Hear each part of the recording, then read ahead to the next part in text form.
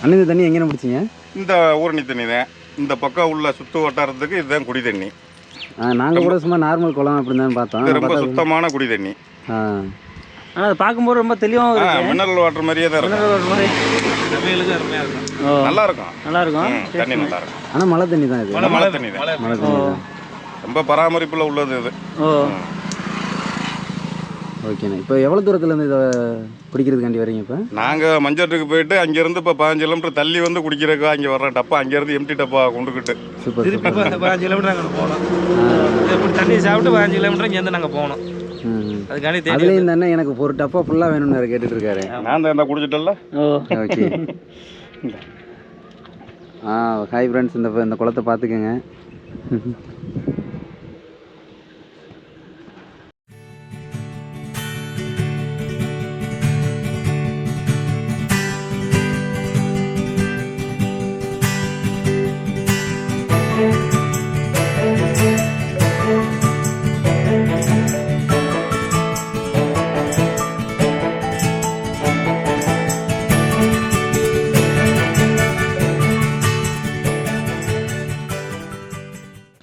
என்னங்க கடையில் எதுவும் வாங்கி குடிக்கிறீங்களா? இல்லை, இங்கே வந்து நம்ம ஊற்று தண்ணின்னு சொன்னாங்க. அது டேஸ்ட் பார்த்தா நல்லா இருக்குது, நல்லா நீட்டாகவும் இருக்குது. இதான் வந்து இங்கே உள்ள மக்கள் எல்லாருமே வந்து குடிச்சிட்டு இருக்காங்க. நாங்கள் மேலேருந்து மலையிலேருந்து பார்க்கும்போதே சரி குளத்து தண்ணின்னு நினச்சிக்கிட்டு இருந்தேன், வேறு எதுக்கு யூஸ் பண்ணாங்கன்னு. கடைசியில் இது குடி தண்ணி தான் வந்து இருந்திருக்கு.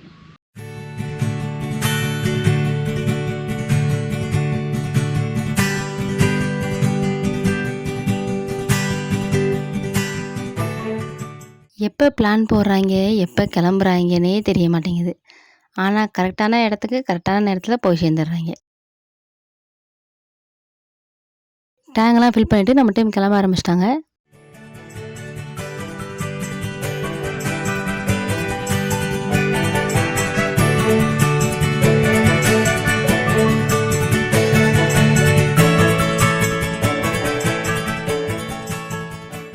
ஆனால் யாரும் ஒரு இடத்துல இருக்கிறதில்ல. அவன் வேலை பார்த்துட்டு ஒவ்வொரு இடத்துல இருக்கான். ஆனால் எப்படி தான் வந்து கூட்டமாக சேர்றாங்களோ தெரியலை. ஆனால் கரெக்டாக வந்து கரெக்டான டைமுக்கு வந்து ஒன்றா கூடிடுறாங்க.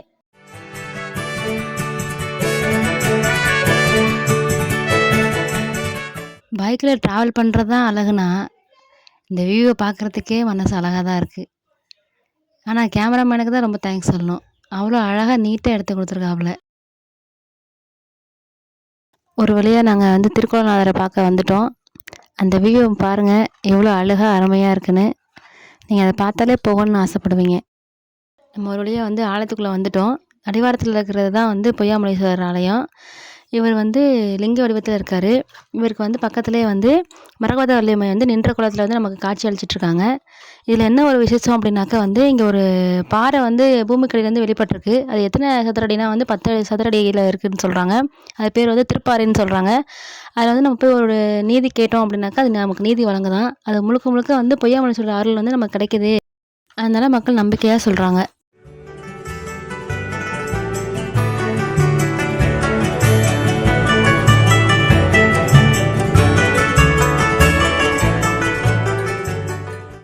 ஒரு வழியாக கீழே பூமியில் வந்து பொய்யாமொழீஸ்வரர் பார்த்துட்டோம்.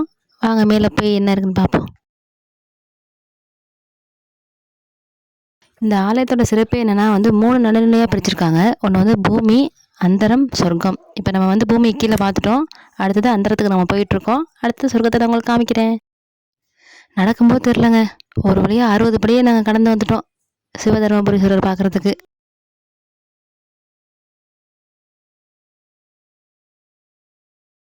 சிவதர்மபுரீஸ்வரர் பார்த்துட்டு பின்னாடி வந்தோங்க. பார்த்தா ஒரு அழகான சுனைங்க. அது பேர் வந்து தவளைப்படாத சுனைன்னு சொல்கிறாங்க. இந்த தீர்த்தம் வந்து மக்களுக்கு வந்து ஒரு உபயோகமாக இருக்கிறதா சொல்கிறாங்க. இப்போ நீங்கள் பாறை மேலே பார்த்துட்ருக்கீங்களே இந்த தேன் குடலாம், அது வந்து சப்த கன்னிகள் வந்து அவருக்கு உறுதுணையாக இருக்கிறதா வந்து மக்கள் சொல்கிறாங்க. பார்த்தா இங்கே உள்ள இன்னும் போயிட்டே இருக்குது. பார்த்தீங்கன்னா ஒரு அழகான விநாயகர் இருக்காருங்க. நம்மளுக்கு பிடிச்சவரே அவர் தான். ஆமாம், அவர் பேர் வந்து வீரசக்தி விநாயகர்னு சொல்கிறாங்க. அப்புறம் மலைமூர்த்தி விநாயகர்னு பல பெயர்கள் வந்து சொல்லப்படுதுங்க.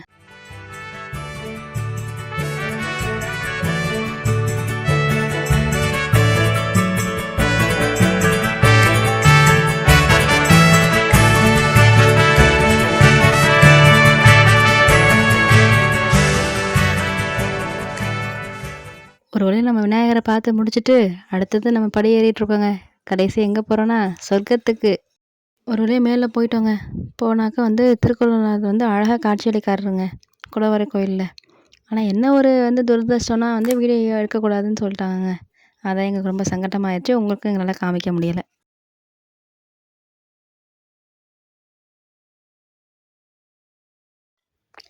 மேலே வந்து சொர்க்கத்தை பார்த்துட்டு கீழே வந்தோங்க. கீழே வந்தால் ஒரு சைடில் ஒரு வழி போயிட்டுருக்கு. அங்கே போயிட்டு என்னடா இருக்குது அப்படின்னு பார்க்க போனோம்னாக்க அழகாக நம்ம சப்த மாதர்கள் இருக்காங்க. அவங்கள போயிட்டு தரிசனம் பண்ணிட்டு அழகாக வெளில வந்துட்டோம்.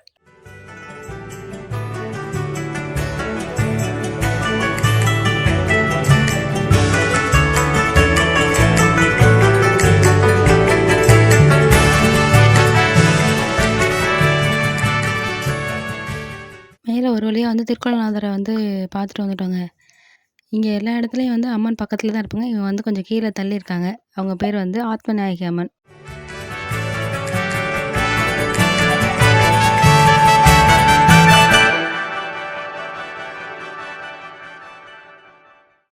ஆத்மநாயகனை சுற்றி வரும்போது மேல் பாறையிலே வந்து சைடில் வந்து நம்ம முருகப்பெருமான் அழகாக அமைஞ்சிருக்காருங்க. அவர் வந்து வள்ளி தெய்வானோட மயில் வாகனத்தில் நம்மளுக்கு வந்து அழகாக காட்சி அளிக்கிறாரு.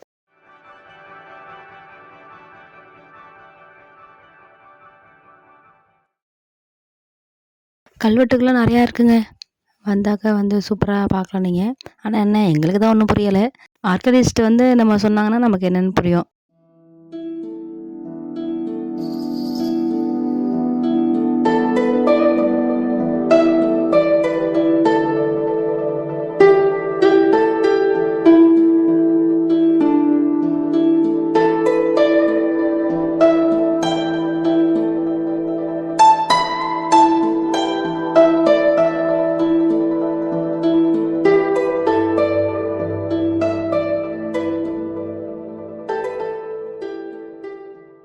எல்லாம் முடிச்சுட்டு மேலே போனோங்க.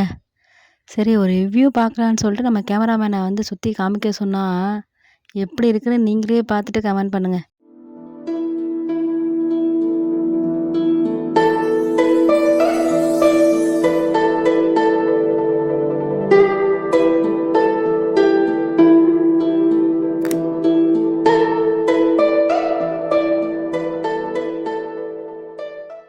எல்லாத்தையும் பார்த்துட்டு நாங்கள் கீழே இறங்கிட்டோங்க.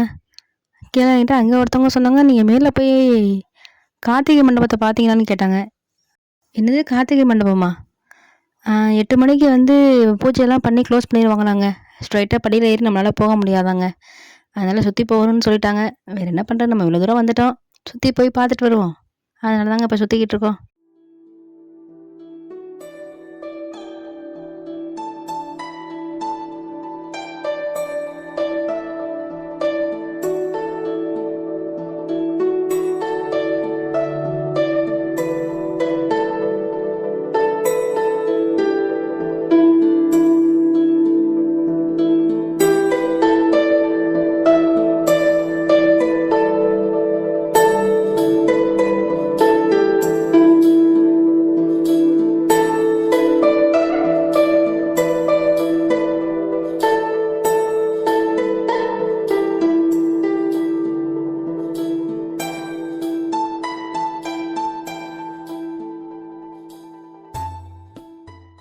ஒரு வழியாக எல்லாத்தையும் முடிச்சிட்டோங்க. இப்போ மலை ஏறுறதுக்காக தெம்பா கொஞ்சம் இருக்கணும்ல, அதனால் குட்டி குட்டி ஸ்நாக்ஸ் ஏதோ நாங்கள் எடுத்துகிட்டு போனதை சாப்பிட்டுக்கிட்டு இருக்கோம். ஐயா மட்டும் சாப்பிடாம சிரிச்சிட்டு இருக்காரு. காலையில் எத்தனை மணிக்கு ஐயா ஓப்பனில் இருக்கும்? இது காலையில் 8 மணிக்கெல்லாம். இப்போ போனால் ஓப்பனில் இருக்காது, பூட்டி போடுவாங்க. டெய்லியுமே அப்படி தானே? எப்படி டெய்லியும் அப்படித்தான். ஒரு கால பூஜை தான் நடக்குதா எப்படிங்க ஐயா? இல்லை 2 கால பூசை. இதுக்கப்புறம் எப்போ ஓப்பன் பண்ணுவாங்க? இன்னைக்கு சாயந்தரம். சாயந்தரம். அது எத்தனை மணிக்குங்க ஐயா? அது 4 மணிக்கு மேலே. 4 மணிக்கு மேலே. நீங்கள் எந்த ஊர் தானே? இந்த ஊருடைய. சரி, நீ எல்லாமே ஃபன் பண்ணுறாங்க, இவன் ஒன்று ஃபன் பண்ண. கோயிலுக்கு தாங்க போகிறேன். ஒரே சோதனையாக இருக்குங்க. இங்கே வாங்க ஒரு கமெண்ட் சொல்லிட்டு போங்க. ஒன்றும் சொல்கிறதுக்கு இல்லை, நீங்கள் நினைக்கிற மாதிரி இல்லை. ஒரு பயணத்தில் வந்து மொத்த பேரையும் வழிநடத்தி கொண்டு போகிறதுனா எக்கச்சக்க விஷயம் இருக்குது. அதுவும் இவங்களை கொண்டு அதை வந்து இளைஞர்களை வந்து கொண்டு வரணும்னு நினைக்கிறேன்னா சான்ஸே இல்லை. ஒவ்வொரு ஆளுமே ஒவ்வொரு மைண்டில் இருப்பாங்க. மனநிலையில் அவங்கள வந்து கரெக்டாக தட்டி சரி போன்னு கொண்டு வர்றது. ப்ரோ எப்போ ப்ரோ கல்யாணம்? இது மாதிரி என்ன கல்யாணம் நடக்குங்க. அண்ணன் விழுகலாம், எங்கிட்ட விழுக போகிறான்னு சொல்லி என்ன விழுக வைக்க போகிறேன்னு சொல்லி ஏறுறத பற்றி பேசினாலே விழுகுறாங்க.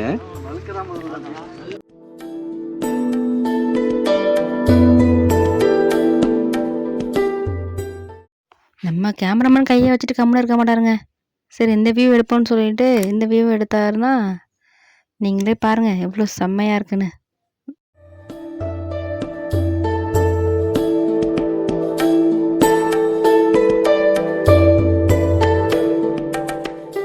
அடுத்தது எங்கே போகிறோம்னாக்க, இப்போ மகாபலிபுரம் போயிருந்தீங்கன்னாக்கா நீங்கள் பார்த்துருப்பீங்கங்க. 2 பாறை அப்படி தாங்க இருக்கும். கிட்டக்கு போனால் நம்ம தலையிலே விழுற மாதிரி இருக்குங்க. கொஞ்சம் பயமாக தான் இருக்கும்.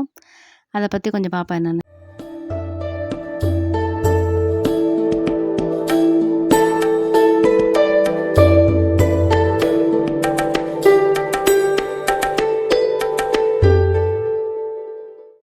அப்புறமா நாங்கள் மேலேறி போனால் அங்கே முருகப்பெருமான் அழகாக காட்சியளிக்கிறாருங்க.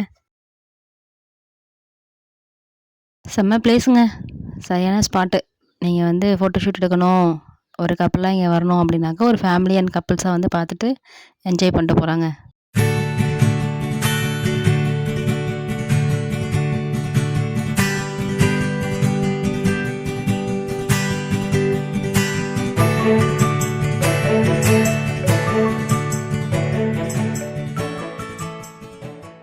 இந்த கோயில் ஒரே கல்லால் வந்து செதுக்கப்பட்டிருக்கு. அதுவும் பெரும் பாறை. இங்கேருந்து எவ்வளோ கிலோமீட்டர் இருக்குதுன்னு தெரியல சரௌண்டிங்கு.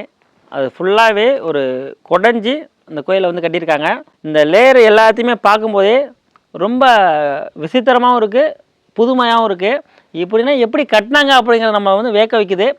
எல்லாருமே இந்த கோயிலுக்கு வந்து பாருங்கள். வந்து பார்த்தா தான் இப்போ நான் சொல்லும்போது இருக்கிற உங்களுக்கு க்யூரியாசிட்டியை விட நீங்கள் பார்க்கும்போது இன்னும் அதிகமான ஒரு எக்ஸைட்மெண்ட் வந்து இருக்கும்.